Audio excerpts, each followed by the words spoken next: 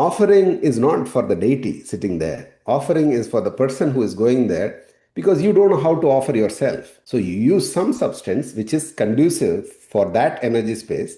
So you become the offering. So that's the idea behind it. You cannot use money. You think God can be bought. By now, Ambani's and other people would have bought him out, isn't it?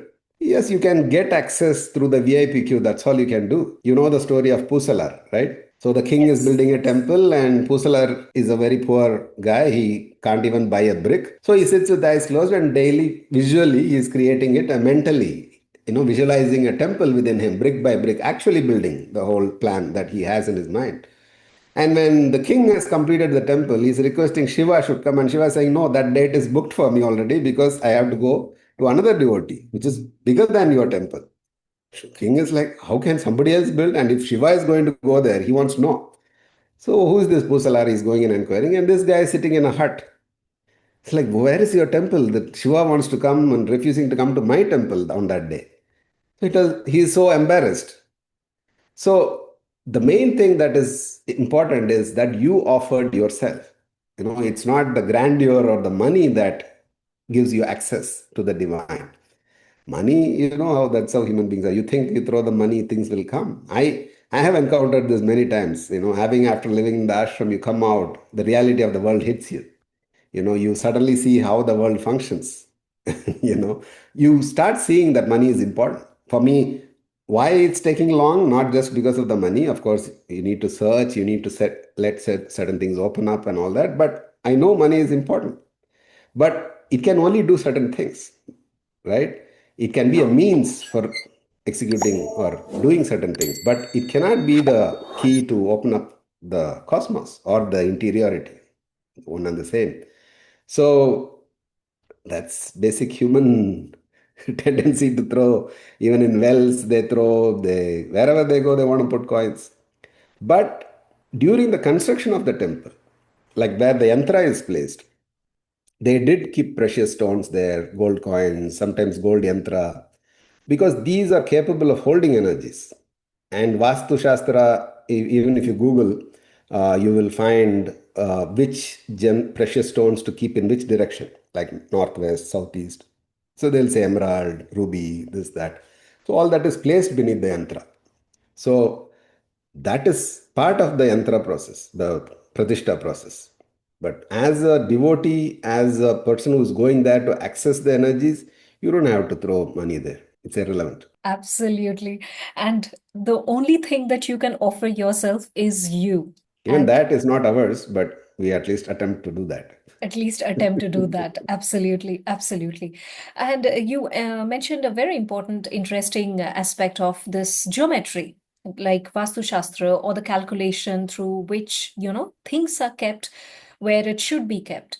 So, how much significance is there with respect to geometry, the calculations in any kind of spiritual, I would say, spiritual practices or any kind of yantra that you mentioned some time back? So, what is the significance of this geometry and calculations in all these aspects? So when the Siddhas and the yogis gave us these signs of becoming that Tattvamasi, yeah, geometry alignment, aligning this to that itself means that you have to align the geometry of this to that. So the geometry is very basic. Like you have to know the geometry of this. All the yogic postures are very geometric in nature. The alignment is very important. If you have learned classical Hatha Yoga, you would know that little bit of here, they will make you correct you because that alignment, little bit, 1 inch, 1 millimeter, makes a big difference in how your posture is. The same with the cosmic as well. You know, everything is moving in a certain ellipsoid way, and there is a rhythm to it. So when you say geometry, I'm also using the word rhythm because I want to use I can't say it analogy, the principle of Nataraja, the rhythm of cosmos is embodied in the form of Nataraja. He is like Shiva is the most agile dancer and yogi and many other things. For us, for geometry's sake, I'm taking that. The pose of Nataraja, if you take, that represents the whole cosmos by itself. And there is a whole science called Agama Shastra. Shilpa Shastra is one of the aspect of Agama Shastra. Agama is the Vastu. And I'm using all this interchangeably because right now the usage of Vastu is more of in my house, how do I change? This is what Vastu is. But Vastu Shastra, not necessarily just that. It's about whole town planning, how a town should be planned, how a temple should be constructed. Agama Shastra is all about that. So, Vastu, the word means it's a property. Vastu. Today we use the word Vastu, but Vastu means a property or a land, demarcated land. How to align this to the geometric nature of the cosmos. Like, how does the sun rise? Accordingly, you align your entrance and your exit. So, geometry becomes very important right from the cosmic scale. Like, the precision with which the planets are moving around the sun. The solar system is moving in the galaxy, and many, many galaxies are said to be moving. We still don't know. We are still figuring out this whole thing. Where is it moving? Which is the center of it? We don't know. But everything is happening with a certain rhythm and a geometry. Otherwise, each one will be clashing against each other and there'll be chaos. So there is a certain rhythm to the geometry because geometry is not static. It's constantly in motion. That's what Nataraja's pose is.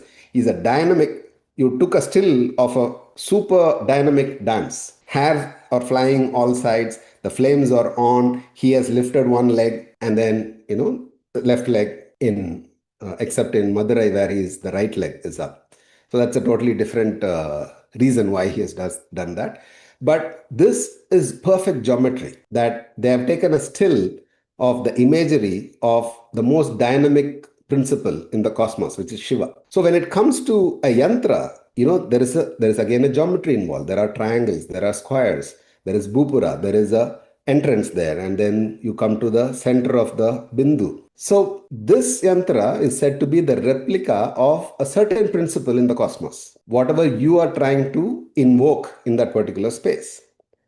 Similarly, in a house space, because a house is nothing but your cocoon is this. So it's like your own body. You must have noticed this in your own home. Suddenly you feel like moving this chair here, moving that table there, Yes, turning this absolutely. around. Yeah. This is because we are not the constant static being. We are evolving, we are changing all the time. So, according to our change, we want the space also to change. So, that is why that feeling, always if couples are there, always there will be fight. Why do you want to move this? Why do you want? But if you're alone, you know that you feel right when you move this here and there because this is an extension of you. So the geometry of this, you want that alignment to happen. It's happening unconsciously or subconsciously, you know this. But if you can make it consciously, then you also start reverberating with that cosmic principle. So there are many methods in our culture, many culturally embedded practices, right from simple thing as drawing a column. Kolam is in South India. It's like the rangolis of North, but here you have these dots and curved things goes around. Drawing a column, in my workshops, I make people actually sit and draw these things, simple columns. It's mind blowing because, see, people like Agastya Muni have given this simple practice of drawing a column in front of. This is something that in South India, even today, women come out, they sprinkle water and then draw these columns. In a simple practice like this, there is the highest principle of you aligning with the cosmic geometry is embedded there. The secret is there. You just have to subjectively shift yourself a little bit. I make people draw it in 10 minutes. They're like, wow, this is so meditative. That's because I've already explained a few things before that. And when they involve themselves, because just the posture, standing and doing this itself is like a good thing for women. Another thing is the spatial configuration and the ellipsoid nature of the columns that happens. There is, spatial configuration, there is geometry, alignment, because if you don't put dots equidistant, you will get an amoeba. You won't get the proper column. So everything, you can't have a scale there in the ground. You have to, your body-mind coordination is important with geometry. So these things have been embedded in the culture that somewhere you know that these are important. So that's how important geometry is. Of course, if once you go into the whole aspect of Ashtanga yoga, geometry plays a very important role about the asanas, the pranayam. There is a certain, symmetry to how you do certain things. And of course, with dhyana also, the way you sit. And this is very subjective once you go into subtler realms. You can't talk about those things. But yes, the fundamentals, the infrastructure, the scaffolding is all geometric in nature. There is no, you cannot separate geometry from everything else in the cosmos and in the system. That's so true. And with respect to the kolam, I myself have seen the women just making it look so effortless. But when you try to do who has never done that, it takes a different level of skill set. It's not any particular drawing that you can just draw, and even the dots like you mentioned, they are just simply putting it at an equidistant without any measurement. Yes. And they typically make it for of rice flour, I guess. Yeah. I Yes. mean, see, that's the humanitarian aspect of it. Like Yes. Jiva Karunya, you take all the living beings. Because human beings, when they lived in nature, they were exposed to the forces of nature. Their awareness level was different because threat could come from any side. So you're always aware in a different way. But you also included other animals. Like that's how the dogs got domesticated, right? So the animals who survived off your hunt, like after human beings hunted, there were other beings which fed off the waste. Now we have built all this and separated ourselves from nature. We think we are the only living beings on the planet. But to remind that first thing in the morning, there are birds and animals which need this, they started doing this so that you first include them, that they need food. Then you come inside and cook your food. This is so beautiful. I hope Yeah. more and more listen to this and actually, understand the importance and the depth of it. And we have been doing it for so many years, I mean, centuries Yeah. right now. So, yes, thank you for sharing that. And Anna, you also mentioned another very important aspect. So Kula Devta, I've seen your extensive, sharing on Kula Devta that you have made. But if we have to say in simple terms, because you also did something on Grama Devta, and for people for whom it is very confusing, can you share the important significance or the difference between Kula Devta and Gram Devta? Yeah, I've first let me correct. I have not done any extensive work yet. It's just the introductory video I put out. There's Yes, much but more it seems coming. that lot is coming up. So Yes. yes, we are waiting for Uh, that. and I'm not an expert in any way. It's a disclaimer because in the comments, so many people are asking questions as if I can find their Grama Devata or Kula Devata and give. I cannot. Because you Uh, are bringing that, knowledge of information and the depth of it to people. So yes, we can yeah, call you but that. Yeah, but my disclaimer is that I'm not an expert. So I'm from whatever I've heard, because see, with agamic temples and agamic paradevatas, parivara devatas, we at least have these scriptures from where we can take references from. With Grama devatas and Kula devatas, there is no references. The very purpose of creating, or why the Siddhas and yogis created this Grama devata and Kula devata worship, is because it's easy. In Paradevatas, if you are establishing temples through agamic science, you need enormous resources. First, there should be a king kind of sponsor to build something of that, grandeur and maintenance of it.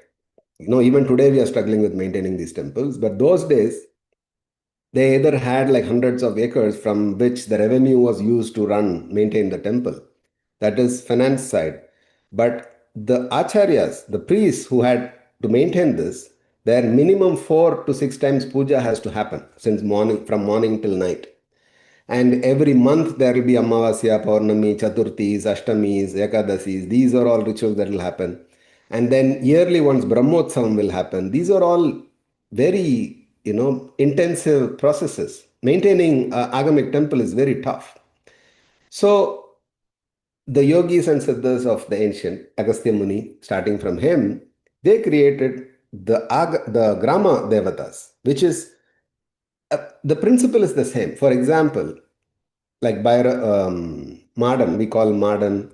Um, in North, we have this Golu Devata who comes on horseback.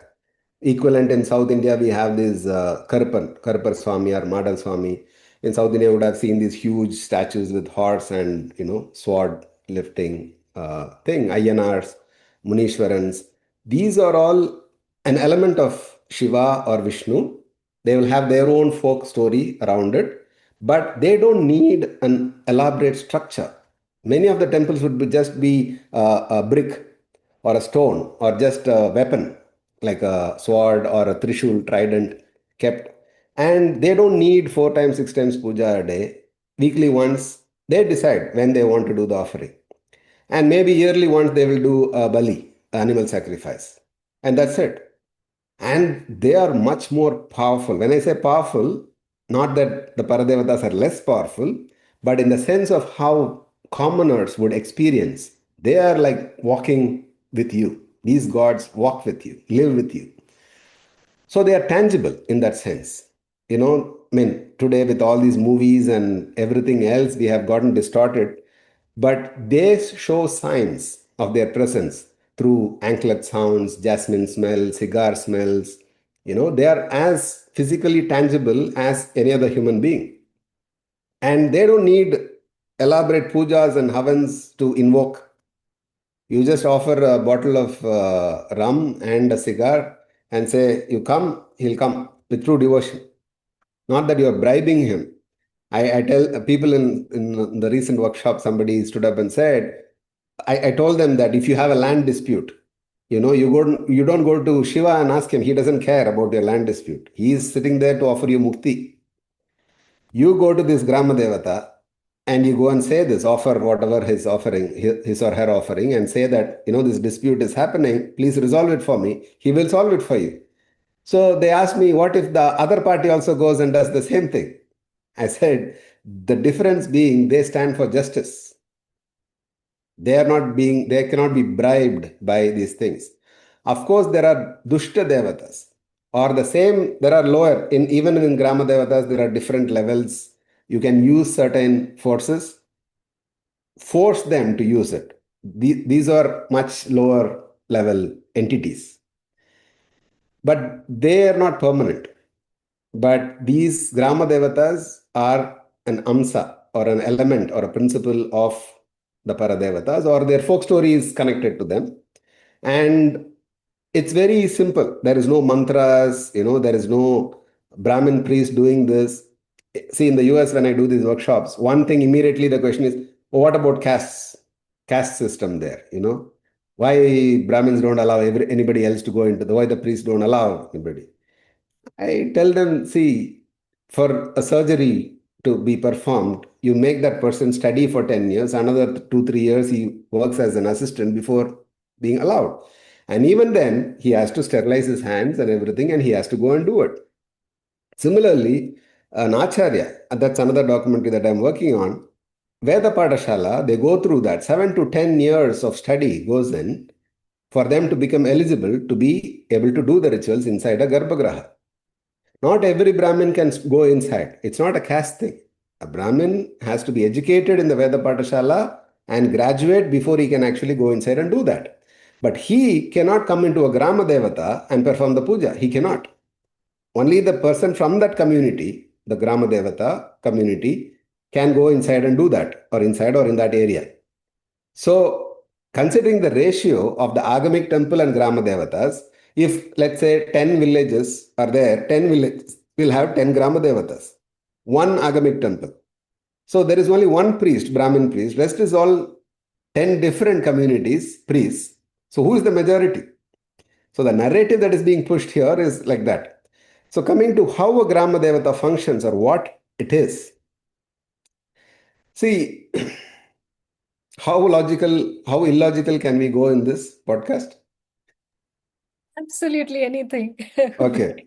So, Yeah, because, there is no limit. yeah, growing up, I didn't have the necessary vocabulary to explain these things, but now there are so many podcasts happening, people like Rajarishi Nandi and, all these people. The vocabulary they have used is very good.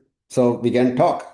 So these are not just, um, it's like how this is Bhuloka. This is the earthly plane. There are different planes which are existing in parallel. So they say in Satyuga they used to frequent often. But now, because of our receptivity and our subtlety getting reduced, they don't interact much often. If you look at ancient scriptures and Puranas, you will see there are even marriages happening between Gandharvas and Manushas. So there are Gandharvas, Yakshas, Ganas, Nagas. Like this, there are so many. Sastas. These are all as real as us. It's just that they are from a different realm. Like Kailash is one place that they say even today there is such traffic happening of some other beings coming and going. So these entities or energy forms can be established in one place, can be invoked in one place. That's how the Grama Devatas are established. The difference between a Grama Devata and a Paradevata from an agamic temple, let's say there is a Vaidyanatha temple, where Vaidiswarar is the presiding deity. You have to go there to the temple to go and create the sankalpa in front of his Garbhagraha, not from your home. But for a Grama Devata, wherever you are, you can create the necessary ambience, make the necessary offerings, and say, Karpa, you have to come, he'll come. So the flexibility and the freedom that these Grama Devatas have, why they have this is because these are simple people. Mostly it's agrarian society, people who are involved in agriculture. For them, the crop has to grow well. He needs to have children. That's the purpose for which the Grama Devatas serve for. So your small disputes and things that you need to be resolved, these things they cater to. These are important for a commoner. He's not seeking liberation or mukti. He's not wanting vidya. He's not wanting, Mahalakshmi to that extent that a king needs. So these things are catered by the Grama Devatas. A healthy life, a fertile in terms of having more children and also having a good crop. These things are taken care of by the Grama Devatas. Or in the today's new age people want chakras, right? So in basic terminologies, we can say they cater to the lower three chakras. Basic sustenance, they take care of. You don't go to them and ask for mukti. They will deliver you to the next Paradevatas. So even like in Agamic temple, there is a presiding deity and there are Parivara Devatas.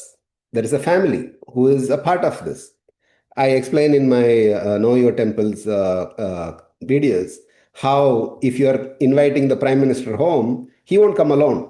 The bodyguards will come, the Home Minister will come, the local minister will come, everybody will come. You didn't invite them, but they'll all come because you just invited the Prime Minister. Similarly, when you establish the presiding Devata, everybody else will come because he or she cannot function without the family of deities, the Parivara Devatas. Because the presiding deity is constantly in a state of giving. He or she is open. That's why you can give. You cannot be closed like this and give, right? You have to be open giving. But at the same time, the openness creates the vulnerability. So that vulnerability has to be protected by the Parivara Devatas and a Kshetrapala. Usually in a Shiva temple is Kalabhairav, or in Vishnu temple it's just a Kshetrapal. These aspects are there in the Grama Devatas also, but in a miniature form. If let's say there is Angala Parameshwari, why I'm taking that example is because I'm working on the documentary of Angala Parameshwari. The Kshetrapala is a Karpar Swami, who's an aspect of Bhairav. So he's there. So the principle is the same, but there is no elaborate structures. There could be just a sword planted there, and during the pujas, the priest will go and do that, acknowledge, invoke him there. So Grama Devatas are instantaneous to deliver. So that's what people need today because they think that gods have gone to sleep because we are going on asking, they are not giving. Transaction is not happening. I'm giving so much money, he's not giving. That's their concern. But they don't work like that. But Grama Devatas are right now the whole wave that is being created with Bhairav Sadhana, many other sadhanas that are happening. Muruga, Subramanya is being created a big wave. For me, growing up, Subramanya, for us, my family Devata is Kartikeya, Subramanya of Tiruchendur. So we know Skanda Shashti Kavasam is a beautiful song which talks about the beauty of Subramanya, but also talks about he protecting different parts of my body. Right from the top, they describe each and every part. It's like a kavacha of any other mantra, but sung in colloquial Tamil, so that everybody can relate to it. They are invoking Subramanya to come and protect this whole system as a kavacha. He is a warlord. So he used to exist at some point throughout, till Afghanistan also they are finding these statues of Kartikeya today. But why he was eliminated is because he is a warlord. Even today, Veeravel, Vetrivel means it's like your blood will boil. That's how that slogan itself is. They knew as long as these people had this warlord, you cannot defeat them because you just have to weaken them. So that's why mostly that was destroyed. Now it's again being brought up in a big way. So he is very much a Grama Devata, but also a part of Paradevata because he is son of Shiva. Kula Devatas in the other category, they are for a particular clan. A grama, a village could have many clans. When I say clans, it's community.